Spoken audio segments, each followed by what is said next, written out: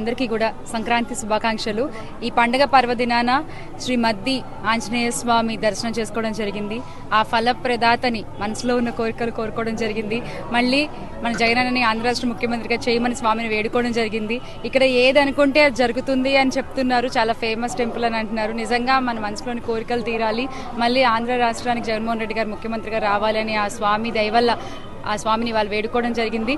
అంటే ఈ రోజున జగన్మోహన్ రెడ్డి గారి వైఎస్ఆర్ కాంగ్రెస్ పార్టీలో ఉన్న నాయకులు కానీ కార్యకర్తలు కానీ ప్రతి ఒక్కళ్ళు కూడా ఆ స్వామికి ఆంజనేయుడు ఎలా అయితే పనిచేశాడో, ఎలా అయితే అండగా నిలబడ్డాడో ఆ శ్రీరామచంద్రమూర్తికి, అలా ఈరోజు మా రామన్న జగనన్నకి వైఎస్ఆర్ కాంగ్రెస్ పార్టీలోని నాయకులు కానీ కార్యకర్తలు కానీ ఈరోజు అండగా నిలబడుతున్నారు.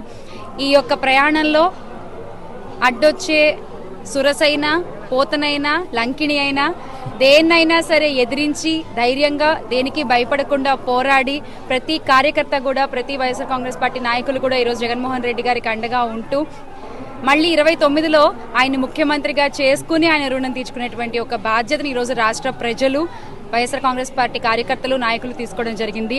ఈ రోజున సంక్రాంతి సందర్భంగా పండుగ జరుపుకుంటున్నారు, కానీ అసలైన పండుగ చేసుకోవాల్సినటువంటి రైతన్న ఇంట్లో పండుగ జరగట్లేదు.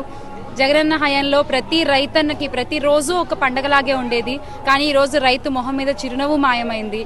రైతు ఏ చేత్తో అయితే పంట నాటాడో అదే చేత్తో ఆ పంటను రోడ్డు మీద పడేసేటువంటి స్థితిలో ఈ రోజున రైతుని ఉంచిన ఘనత ఈ కూటమి ప్రభుత్వం మూట కట్టుకుంది.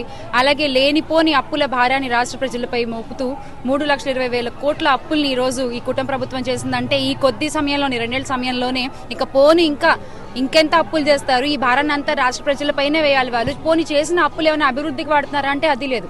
మెడికల్ కాలేజీలు కట్టడానికి డబ్బులు లేవు, ఫీ రియంబర్స్మెంట్ ఇవ్వడానికి డబ్బులు లేవు, నిరుద్యోగులకు డబ్బులు లేవు, ఉపాధి హామీ కూలీలు డబ్బులు లేవు, దేనికి డబ్బులు లేవు, అభివృద్ధి చేయడానికి డబ్బులు లేవు. కానీ ఆవకాయ అమరావతి అంటే ఫెస్టివల్ చేసుకోవడానికి డబ్బులు ఉంటాయి వీళ్ళ దగ్గర, అటు ఇటు తిరగడానికి డబ్బులు ఉంటాయి.